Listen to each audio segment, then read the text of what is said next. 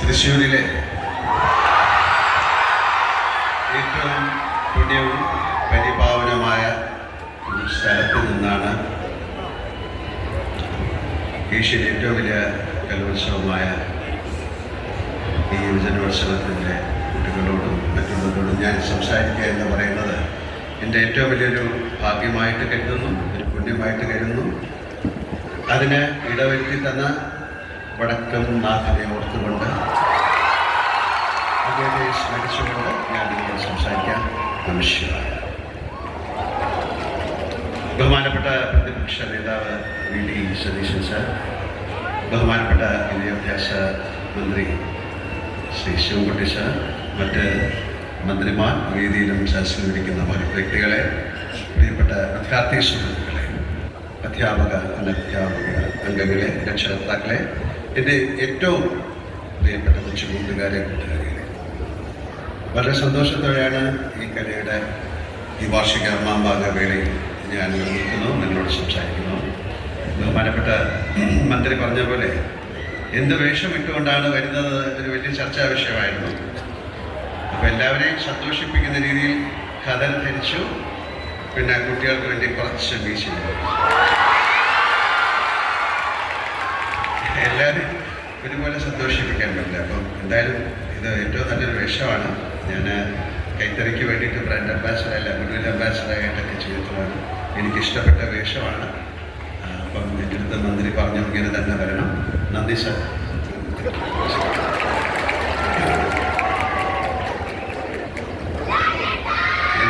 ഞങ്ങളുടെ ഏറ്റവും വലിയ ഇപ്പം സ്പീക്കർ പറഞ്ഞ പോലെ അദ്ദേഹത്തെ വളരെ അടുത്ത ആൾക്കാരാണ് എന്നാണ് വിളിക്കുന്നത്.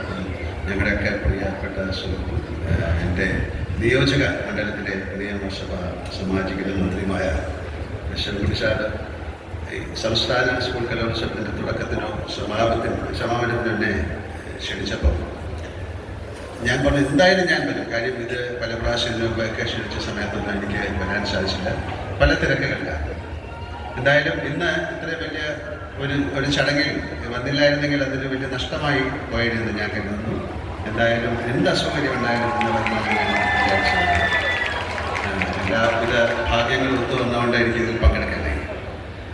അതിലെനിക്ക് നിങ്ങളെക്കാളൊക്കെ വളരെയധികം സന്തോഷമുണ്ട്. അതിൻ്റെ കാരണം യുവ പ്രതിഭകൾ മാറ്റിവെക്കുന്ന കലയുടെ ഏറ്റവും വലിയ ആഘോഷങ്ങളിലൊന്നാണല്ലോ നമ്മുടെ സംസ്ഥാന സ്കൂൾ കലോത്സവം. കലാകാരൻ എന്നത് കൊണ്ട് തന്നെ എനിക്ക് ഈ വേദിയോട് അത്രമേൽ ആദരവാണ് ഉള്ളത്.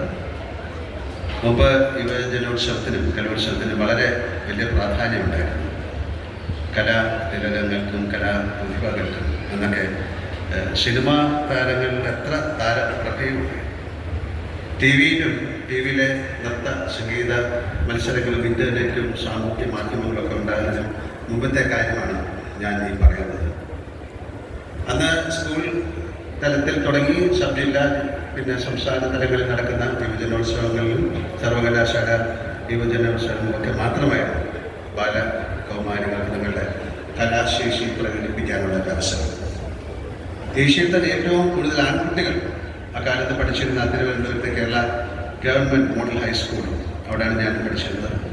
ഏറ്റവും അധികം പെൺകുട്ടികളുണ്ടായിരുന്ന തിരുവനന്തപുരത്തുകാർ വരുത്തിക്കുന്ന എന്ന് വിളിക്കുന്ന government girls higher secondary school cotton hill, അവരെയൊക്കെ ആയിട്ട് പ്രതിഭകളെ പങ്കെടുപ്പിക്കുന്നതുകൊണ്ട് തന്നെ സംസ്ഥാന സ്കൂൾ യുവജനോത്സവങ്ങൾ എല്ലാ വർഷവും തലസ്ഥാന ജില്ലയുമായിട്ടായിരിക്കും മറ്റ് ജില്ലകൾ ഒന്നാം സ്ഥാനത്തിനായി മാറ്റൊരുക്കേണ്ടി വരിക. തൃശ്ശൂരും കോഴിക്കോടും ഒക്കെ പലകുറി ഒന്നാം സ്ഥാനത്തെത്തിയിട്ടുണ്ട്. ഞാൻ പറയുന്നത് പഴയ കാലഘട്ടമാണ്. എന്നാൽ ഇന്ന് ഞാൻ മനസ്സിലാക്കുന്നത് കോഴിക്കോട് 21 തവണ ഒന്നാം സ്ഥാനം നേടി വളരെ മുന്നിലാണ്. തിരുവനന്തപുരം 17, തൃശ്ശൂർ 6 തവണയും ഒക്കെയാണ്. മലയാള സിനിമയ്ക്കും നമ്മുടെ യുവജനോത്സവങ്ങൾ എത്രയോ പ്രതിഭകളെ സമ്മാനിച്ചിട്ടുണ്ട്. കേരള സർവകലാശാല യുവജനോത്സവത്തിൽ കലാപ്രതിഭയായ അകാലത്തിൽ ഒരിഞ്ഞ അമ്പിളി അരവിന്ദൻ്റെ പേരിലാണ് പിന്നീട് 1ാം സ്ഥാനം നേടുന്ന കോളേജിലുള്ള ട്രോഫി തന്നെ ഏർപ്പെടുത്തിയത് എന്നാണ് എൻ്റെ ഓർമ്മ. അവരുടെ മകൾ പൊന്നമ്പള്ളി സ്കൂൾ കലോത്സവങ്ങളിൽ പ്രതിഭയായി പിന്നെ ചില സിനിമകളിലൊക്കെ അഭിനയിക്കാനും ആ കുട്ടിക്ക് സാധിച്ചിട്ടുണ്ട്. പിന്നീട് അങ്ങോട്ട് നമുക്കെല്ലാം പ്രിയപ്പെട്ട മഞ്ജു വാര്യർ, നവ്യ നായർ, ഋതു കൃഷ്ണൻ, ചിലർ ഒക്കെ തന്നെ കലോത്സവ വേദിയുടെ സംഭാവന നമ്മുടെ ഗായികയായ KS ചിത്ര, ഗായകൻ G വേണുഗോപാലുമൊക്കെ കലോത്സവങ്ങളിലൂടെ വളർന്നു വന്ന താരങ്ങളാണ്. അന്നൊക്കെ കലാതിലകങ്ങളുടെ മുഖചിത്രങ്ങൾ ജനപ്രിയ പ്രസിദ്ധീകരണങ്ങളിൽ വന്നിരുന്നത് ഞാൻ നോക്കിയാണ്. സമൂഹ മാധ്യമങ്ങളൊക്കെ ഇത്രമേൽ ജനപ്രീതി ആർജിച്ചിട്ടും എനിക്കറിയാം ഇന്നും പല സംവിധായകരും സംസ്ഥാന സ്കൂൾ സർവകലാശാല കലോത്സവ വേദികളിൽ പുതിയ പ്രതിഭകളെ തേടിയെത്തുന്നുണ്ട്. കലോത്സവങ്ങൾ കുട്ടികൾക്ക് നൽകുന്നത് അവരുടെ കഴിവുകൾ പ്രദർശിപ്പിക്കാനുള്ള കേവല അവസരങ്ങൾ മാത്രമല്ല എന്ന് നോക്കണം. അതവർക്ക് കൂട്ടായ്മയുടെ സാമൂഹ്യ പാഠം സമ്മാനിക്കുന്നുണ്ട്. വ്യക്തി എന്ന നിലയ്ക്ക് ആത്മവിശ്വാസം കൂട്ടി ഉറപ്പിക്കുന്നുണ്ട്. പങ്കുവയ്ക്കലിൻ്റെ രസം ശീലിപ്പിക്കുന്നു. തോൽവി എന്നത് വിജയത്തിലേക്കുള്ള പടവാണ് എന്ന തിരിച്ച അറിവുണ്ടാകുന്നു.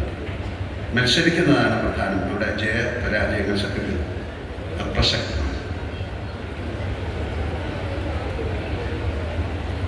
അതുകൊണ്ട് തന്നെ അല്ലെങ്കിൽ അതുപോലെ ഒരു പക്ഷേ നമ്മുടെ ഈ കലോത്സവത്തിലെ അവതരണങ്ങളുടെ കാര്യവും അതുപോലെയാണ്. പലപ്പോഴും പലർക്കും റിഹേഴ്സലിനോടൊപ്പം പോലും മികച്ച പ്രകടനങ്ങൾ കാഴ്ചവെക്കാനായിരുന്നില്ല. പല കാരണങ്ങളുണ്ട്. അതിൽ അങ്ങനെ സമ്മാനങ്ങളൊക്കെ നഷ്ടപ്പെടാൻ സാധിച്ചു എന്ന് പറയാം. അതിനാൽ സമ്മാനങ്ങൾ നേടാൻ സാധിക്കാതെ വരുന്ന ആൾക്കാരുമുണ്ട്. അതുകൊണ്ട് അവരാരും മോശം കലാകാരന്മാരാകുന്നില്ല. ഈ ബോധ്യം കൂടിയാണ് കലോത്സവ മത്സരവേദികളിൽ നമ്മുടെ കുഞ്ഞുങ്ങളിൽ ഊട്ടി ഉറപ്പിക്കുന്നത്, അല്ലെങ്കിൽ ഉറപ്പിക്കേണ്ടത് എന്ന് ഞാൻ കുറച്ച് വിശ്വസിക്കുന്നു. പാഠപുസ്തകങ്ങൾക്ക് പുറത്ത് ഇത്രയേറെ ജീവിതാനുഭവങ്ങൾ സമ്മാനിക്കുന്ന, സാംസ്കാരികമായി അവരെ പരിവപ്പെടുത്തുന്ന കലോത്സവങ്ങളുടെ രാഷ്ട്രീയവും സാമൂഹികവുമായ പ്രസക്തി തിരിച്ചറിഞ്ഞ് അതിനായി ഇത്രയേറെ പണവും മനുഷ്യ വിഭവവും മാറ്റിവെക്കുന്ന സംസ്ഥാന സർക്കാരിനോടും വിദ്യാഭ്യാസ വകുപ്പിനോടും കലാകാരനെന്ന നിലയ്ക്ക് ഞാൻ എൻ്റെ ഉള്ളിൽ നിറഞ്ഞ നന്ദി നേരിട്ടു. ഈ കലോത്സവത്തിൽ വിജയികളായവരും വിജയിക്കാത്തവരും പങ്കെടുത്തവരും പങ്കെടുക്കാനാവാത്ത പോയവരുമായ എല്ലാ കുട്ടികളോടും എനിക്ക് പറയാൻ ഒരൊറ്റ കാര്യമേ ഉള്ളൂ. നിങ്ങളിലെ കലാകാരനെ അല്ലെങ്കിൽ കലാകാരിയെ ഈ വേദിയിലേക്ക് മാത്രമായി ചുരുക്കരുത്. നിങ്ങളുടെ മുന്നിലുള്ള സാധ്യതകളുടെ ആകാശം അനന്തമാണ്. നിങ്ങളിലെ കലാകാരനെ മിനുക്കിയെടുക്കുക, പരമാവധി അവസരങ്ങൾ വിനിയോഗിക്കുക. നിങ്ങളുടെ കലയോടുള്ള ആത്മാർത്ഥമാണെങ്കിൽ അവസരങ്ങൾ നിങ്ങളെ തേടിയെത്തും. ഞാനിത് പറയുന്നത് എൻ്റെ അനുഭവത്തിൽ നിന്നാണ്. ഇതിവിടെ സമാപിക്കുന്ന 64ാമത് സംസ്ഥാന സ്കൂൾ കലോത്സവത്തിൽ സമ്മാനാർഹരായ എല്ലാ പ്രതിഭകളെയും കലാതലവും പ്രതിഭകളുടെ പോയിൻ്റ് നിലയിൽ മുന്നിലെത്തിയ സ്കൂളുകളും എല്ലാവരെയും അകം നിറഞ്ഞ് ആശംസിക്കുന്നു.